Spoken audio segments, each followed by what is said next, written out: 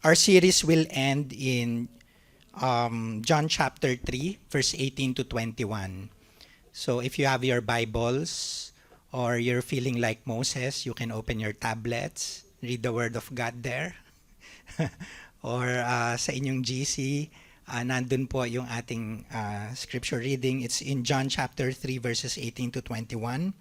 And I'll be reading from the English Standard Version. But I'd like to ask you to stand to show reverence to the reading of God's Word.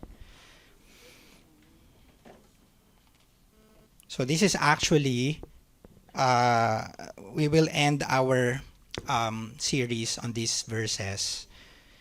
John chapter 3, verse 18 to 21. It reads, "Whoever believes in him is not condemned, but whoever does not believe is condemned already, because he has not believed in the name of the only Son of God.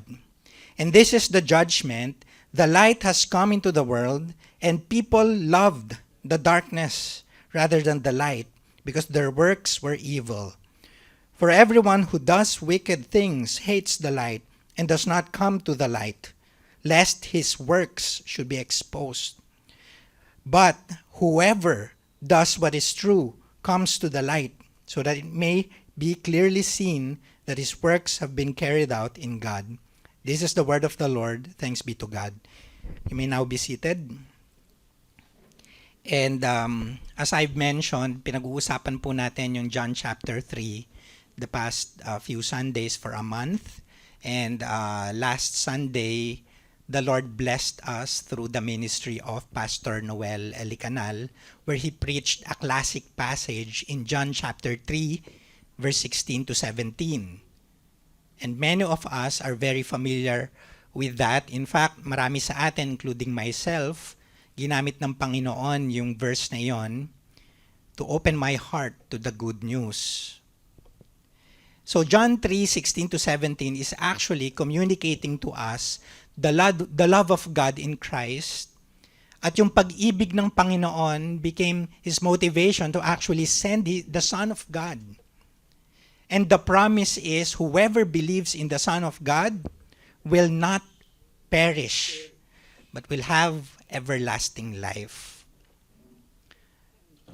Now, in John chapter 3, verses 18 to 21, yung binasa po natin, actually, dito po iniimbita ang mga nagbabasa at nakikinig to actually respond to the gospel.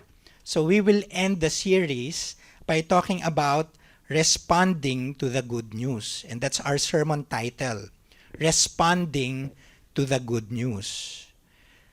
Now, that's very simple kung pag-iisipan po natin, kasi actually any news deserves a response if you take it seriously. So for example, you hear a news na merong paparating na bagyo, di po ba?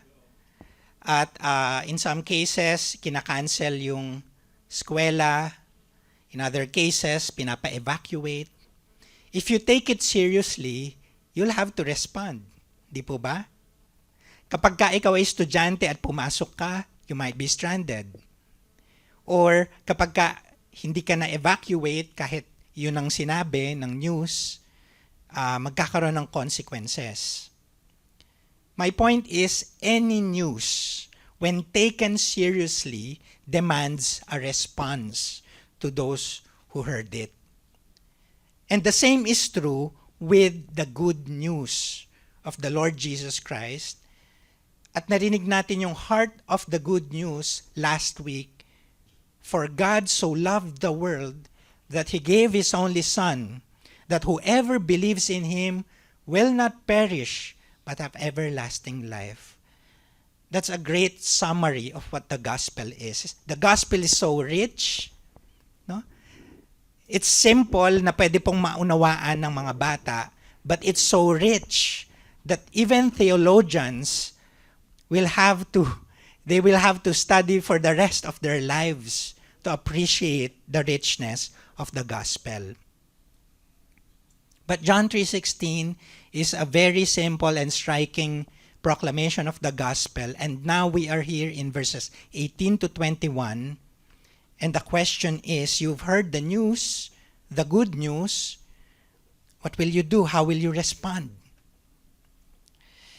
And I'd like to say that there are 4 things. May 4 po na bagay na kailangan po natin maunawaan if we are to respond appropriately dito po sa mabuting balita. Number 1, sin. Okay? Sin. We need to understand yung seriousness, yung gravity ng sin, and how it affected us. When we talk about sin, usually we think breaking the rules. No, hindi mo nagawa yung to-do list na sinasabi sa Bible or yung not to-do list. We think of sin in terms of breaking the rules, but it's more than that. Sin, in the original language, hamartia, actually means to miss the mark. To miss the mark. So it carries this idea na merong archer, no? And the archer is doing his best to hit the bullseye, but he always misses the mark. Kahit anong gawin niya, he misses the bullseye. Sin actually means that we are missing God's holy standards. At kahit anong effort, kahit anong ina-exert natin na gawain, we always miss the mark. It also carries the idea of misdirection. Anong ibig ko sabihin doon? Okay? It means that God's design has a specific direction. Remember Genesis 1? Anong sabi ng Diyos sa creation niya after creating everything? It's good. It's perfect. There's nothing wrong with it. Everything is working.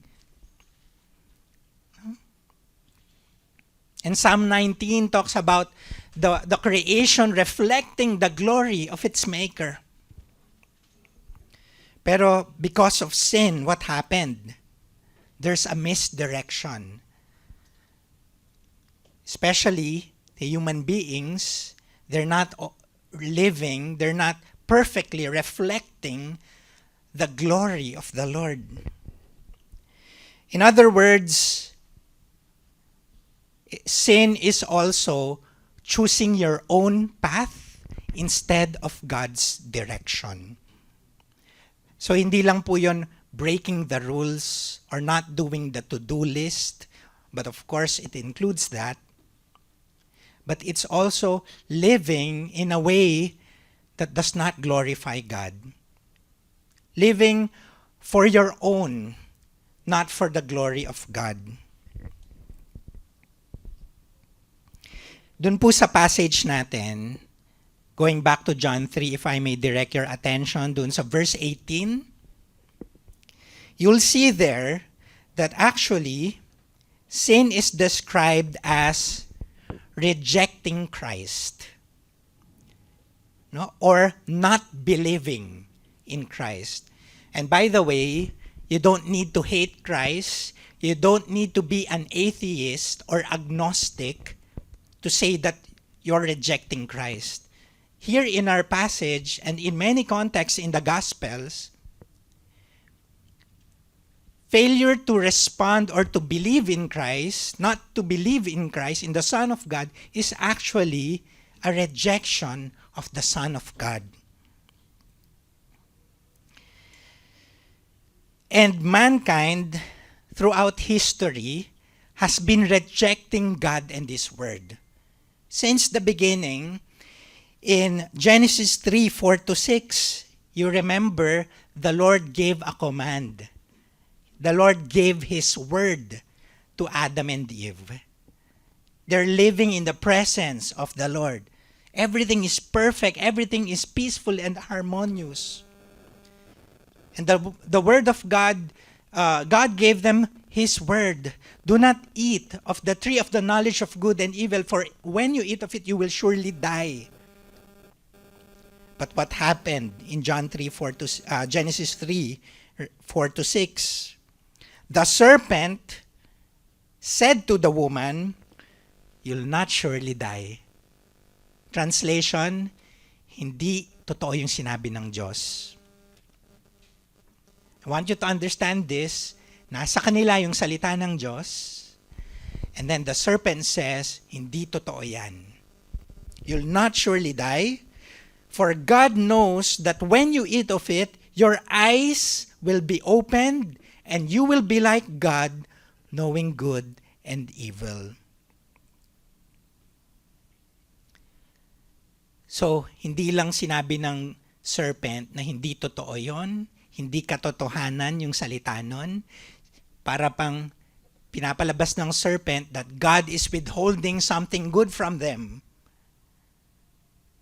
God is withholding something good for them, and the serpent said, "You will be like God, knowing good and evil," but actually they're already in the image of God. You remember, among all the creation, it's only humans who bear the image of God. And yet the serpent made God look evil. And what? Na may pinagkakait sa kanila ang Panginoong Diyos. So, the woman responded. She saw that the tree was good for food, and that it was a delight to the eyes, and that the tree was to be desired to make one wise, and she took its fruit, ate it. And many people are asking, what's wrong with that, just eating the fruit? Well, the woman rebelled against the word of the Lord.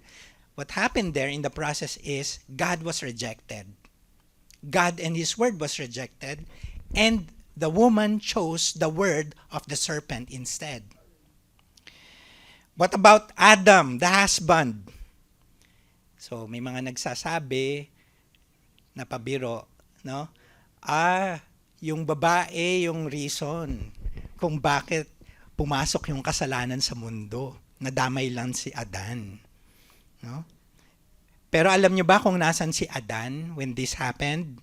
Look at the last sentence in verse 6. Eve took its fruit and ate, and she also gave some to her husband who was with her. And he ate it. Who was with her. So, habang tinetempt ng serpent yung woman, si Adam kasama niya. Si Adam, hindi siya pinrotektahan, hindi siya pinaalalahanan. But rather, sumunod siya sa asawa niya at kinain niya yung pinagbabawal ng Panginoon. He rebelled. Rather than leading the woman, his wife, to follow God's word, he's passive. And so, for all the males, for the fathers, no? We are called to lead our family, and not doing anything is not leading. No? We shouldn't be passive, especially when it comes to the Word of God. When it comes to leading our children and our wife in following the Word of the Lord. And so that's where we see that sin here is described not just as breaking the rules, but actually rejecting God and His word. And throughout history, people have been rejecting God and His word, especially in the history of Israel, where they always choose to worship idols, in the process rejecting God, causing them to be exiled. Right? Now baka natatanong niyo, Pastor, ano yung kinalaman nito sa pag-reject kay Kristo doon sa John chapter 3? Well, friends, to reject Christ is actually to reject the Father. To reject Christ is actually to reject God, because Jesus is God. He is the Son of God. He's the second person in the Godhead. That's why in Luke chapter 10 verse 16, ito po yung sabi, "The one who hears you, hears me. And the one who rejects you, rejects me." So para sa mga nangangaral ng mabuting balita, no? Na-offend ka pagka sinishare mo yung gospel tapos nire-reject. This is a reminder that they are actually rejecting Christ. But look at the last line. "The one who rejects me," talking about Christ, "the one who rejects me, rejects him who sent me." So to reject Christ, you don't necessarily need to be an atheist, agnostic, or antichrist. You don't necessarily to be like all of those things.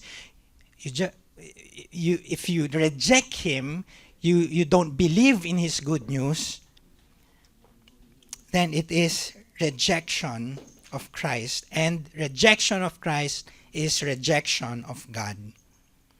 So if we are to appropriately respond to the good news, that's the first thing we should know, the gravity of sin. Not just breaking rules, but are your ears open to the good news? Are your hearts receptive to the gospel? Have you responded to the gospel, or you're just brushing it away? Number 2, second thing that we need to know to respond appropriately is sentence. So una, sin. Second is sentence. When I say sentence, kasi kinikip ko yung alliteration natin para S lahat, pero think sintensya, hindi pangungusap. Okay? Sintensya. Why did I say that? Again, look at verse 18. "Whoever believes in him is not condemned, but whoever does not believe is condemned already, because he has not believed in the name of the only Son of God." You know, usually when we talk about sentence or sintensya, marami sa mga Pilipino, we think matagal pa yon. It's far away. Right? Okay, we can have this idea na next time na lang ulit. Tsaka na. Or if you're a traditional Filipino, you have this in your imagination na during the last judgment, haharap ka kay San Pedro, kasama yung kanyang pet rooster. No? Actually, I'm confused with that picture. No? Kasi ang alam ko, yung rooster, it crowed sa Gospels, no? It crowed nung dinenay ni Peter si Christ for three times, 3 consecutive times. And then suddenly in that picture, apparently pet na niya yung rooster. No? But akala natin we have that idea na haharap tayo kay San Pedro with a sidekick, yung kanyang rooster, and titingin siya sa malaking libro at hahanapin niya yung pangalan mo. Hintay ka ng konti kasi alphabetical. And then pagka wala dun yung pangalan mo, sorry ka na lang. Pagka nandun yung pangalan mo, then you'll be allowed to enter in the gates of the kingdom of heaven. That's popularized, especially dati, no? May mga ganong advertisement and movie, TV shows. In fact, mayroon pa ang TV show called Manok ni San Pedro. And some of you can sing that. No? At malalaman yung edad nyo kung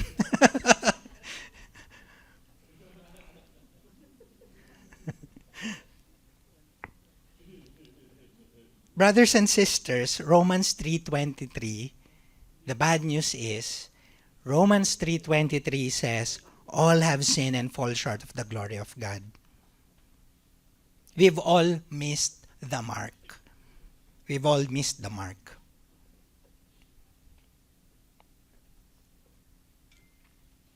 So what does that mean? What's the verdict during the last judgment apart from Christ?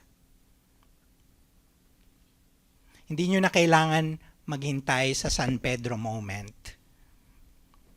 Right? Because the Bible says the verdict is already in.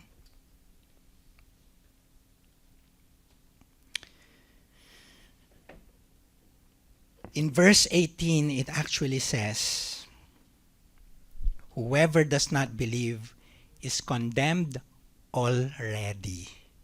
The verdict is in. And the Bible just plainly states that very clearly. It's either you're condemned or you're not. And it all depends on how you will respond to the news, to the good news of the Son of God, the Lord Jesus Christ. Oh, Pastor, why are we talking about, why is this important? Bakit mahalaga na malaman natin yung gravity ng kasalanan? Bakit kailangan natin malaman yung sentence? Well, the reason kung bakit po natin kailangan malaman, so that we will know that we are in a mess.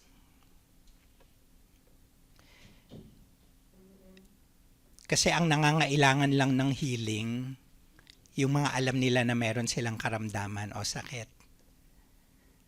Kung sa tingin mo wala kang karamdaman o sakit, hindi ka maghahanap ng physician or doctor, right? You know, brothers and sisters, kilala niyo po ako many of you have known me for more than 10 years already.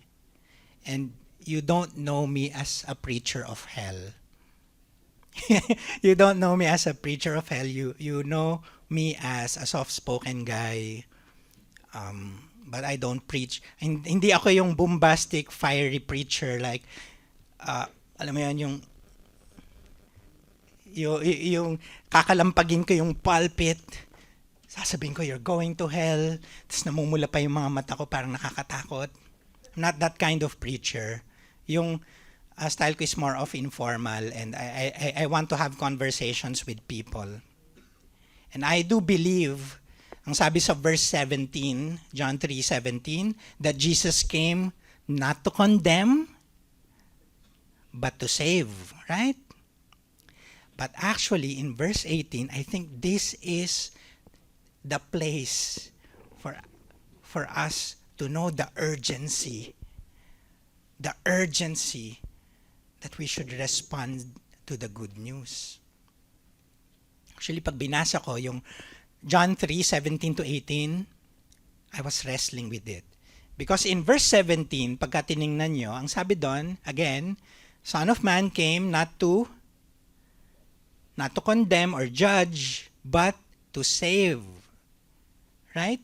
But in verse 18, nilinaw doon that those who do not believe are condemned already. So which is which? Which is which? I think,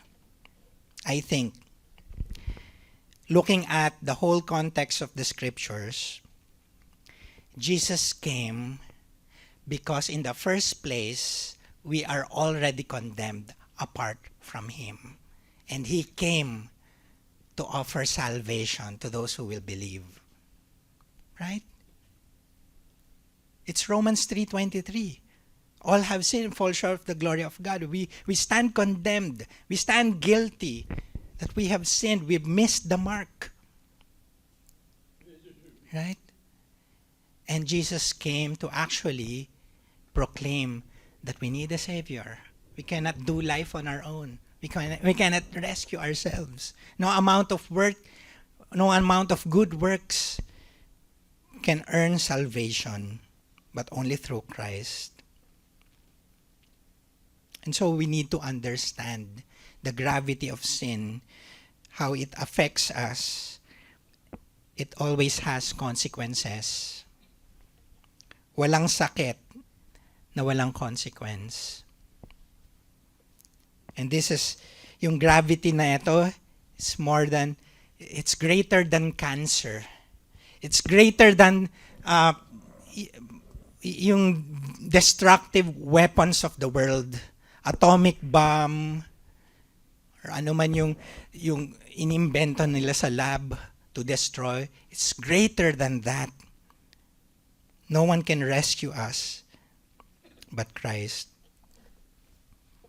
I don't often do this, but I think this is the place to do this illustration.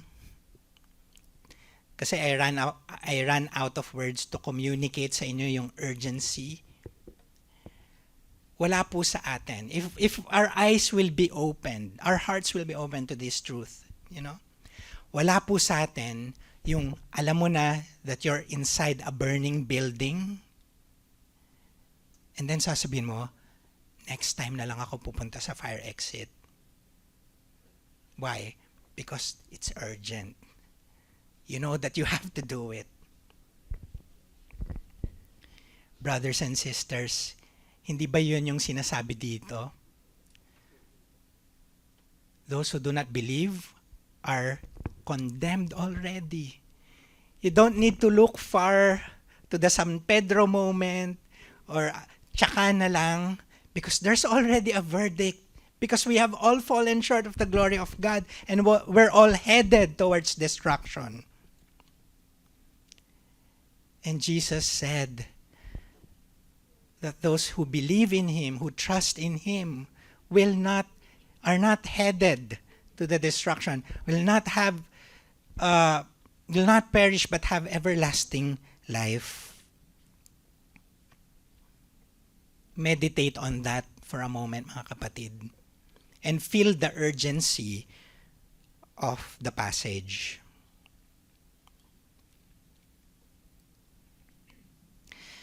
Ngayon, I don't mean to be parang very dark or very negative. Pero kasi kailangan natin malaman. We have to know the problem before we can seek the solution. But the good news is, God did not leave us in our sorry state, in our sinful state, but He sent His only Son, the Lord Jesus Christ, to be our Savior. In fact, the word Jesus, the name Jesus means God is Savior, or God is salvation. And so this leads me to the third thing that we need to understand if we are to appropriately respond to the good news: Savior. So we need to understand sin and its gravity, and that it has a sentence, but praise God because He sent a Savior. And in verse 19 hanggang 20, ito po yung makikita natin. Jesus was actually described as light. We live in the world is in darkness because of sin, because of evilness. But Jesus came as the light. So it says, the light has come into the world. Kaya lang, people love darkness rather than the light because their works were evil. For everyone who does wicked things hates the light and does not come to the light, lest his works should be exposed. Pag binasa po natin yung verse 19 to 20, actually it's a retelling of the gospel. It's an illustration of what took place sa ministry ni Kristo. But Jesus came, proclaimed the gospel, the light of the word of God, the light of the gospel. His own people rejected Him. In fact, even led to His crucifixion. Pero hindi lang nung panahon ni Jesus. But still until now, people are choosing darkness over the light of Christ. Let me try to illustrate it. Sayang wala tayong PowerPoint slide, but in my slide actually, I have this picture of a dark room. Meron ba sa inyong naka-experience na nasa isang silid kayo or talagang pitch black? Wala ka talagang makita. No, yung sobrang madilim. Hindi mo alam kung nasan yung sarili mong mga kamay. Wala ka talagang makita. And for some time, pagka nasa madilim tayo ng lugar, akala natin yun yung normal. So, yung isang isda, mahilig kasi ako mag-aquascape, yung isang isda na nasa maduming fish tank, isipin niya na, yun yung actually, yung normal. Until, buksan mo yung flashlight. At makikita mo, yung gulo ng kwarto mo. Makikita mo, ang dami palang kalat sa ilalim ng kama mo. May mga nakakalat na mga damit, mga gamit. You'll realize how messy yung silid. No? Na in the first place, messy na siya, hindi mo lang nakikita kasi madilim. Pero nung binuksan mo yung flashlight, doon mo nakita that yung what the kind of mess you're in. Jesus came as the light, according to verses 19 to 20. But people want to hide in the darkness. They reject the light. They want to believe that everything is okay.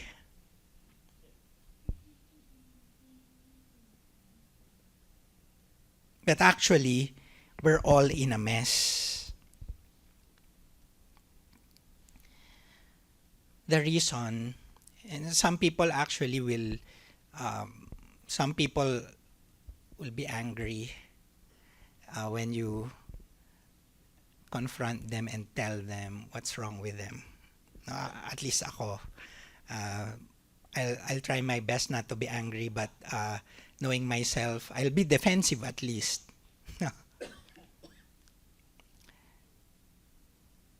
Pero alam nyo, si Kristo, when His Word convicts us, it's not to discourage or judge us, but actually, it's like a light that shows that we are in a mess. Why? Not to judge and condemn us, because in the first place, we're already condemned. The verdict is in. But to show us that we need to run to the light. We need to jump out of the mess. And the only way is through going to the light. It's through Christ.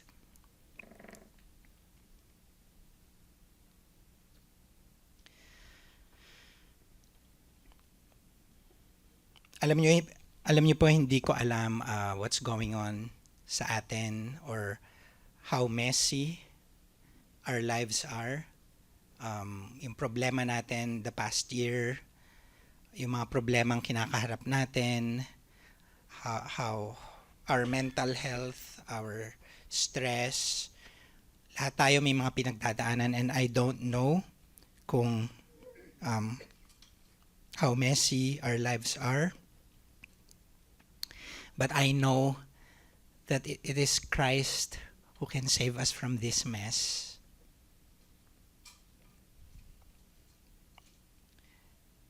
We need Christ to be rescued from the darkness of sin. We need the light. And so yung gospel po, para siyang diamante na pag nilagay mo sa dark na backdrop, mas ma-appreciate mo yung ningning nung diamond. In the same way, when we understand the darkness of sin, alam nyo, don't be discouraged because there's good news. That's where the light of Christ shines more in the darkness. If you're saying, tsaka na lang ako magbabalik loob, ayusin ko muna yung sarili ko. I'm so messy. Alam nyo, if you realize the mess that you are in, you're in a perfect place to actually respond, I need a Savior. I need Christ.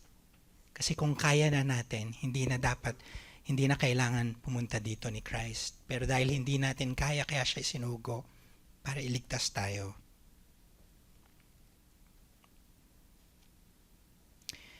And so I want to end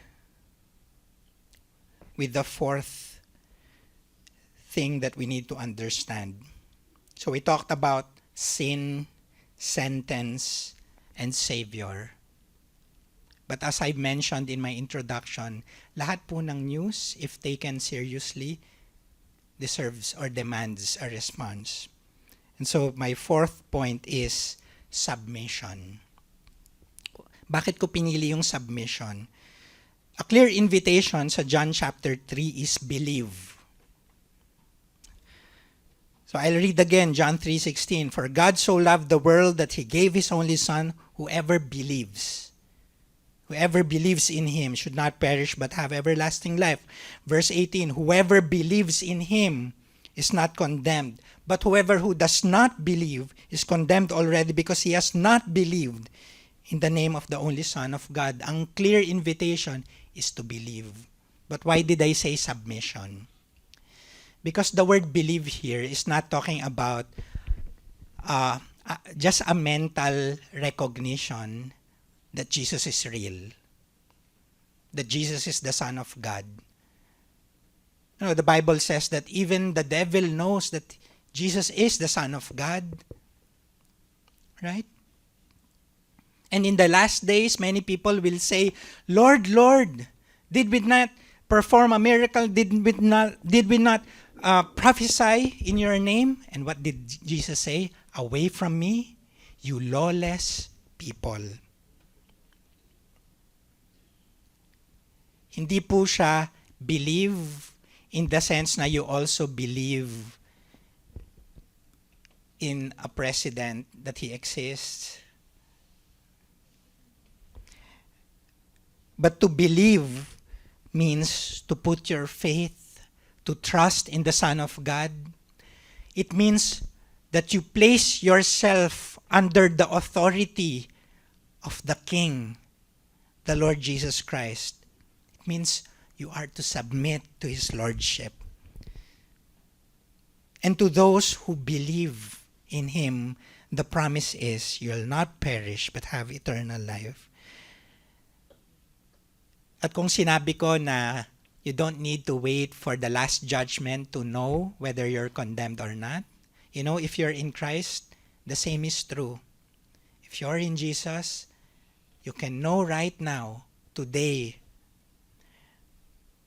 that there's no condemnation. There's now no condemnation to those who are in Christ Jesus. Romans 8:1. You've escaped the condemnation of sin.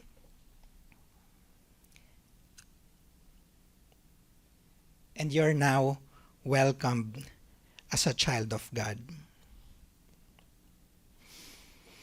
I want to end with this quote by Richard Sibbes in his book, The Bruised Reed. And I love this quote. Ang sabi ni Richard Sibbes, and I hope this will invite us to respond to the good news. He says, there is more mercy in Christ than sin in us. You think you're in a mess? God knows that. God knows everything. God knows it. That's why He sent the Lord Jesus to extend mercy.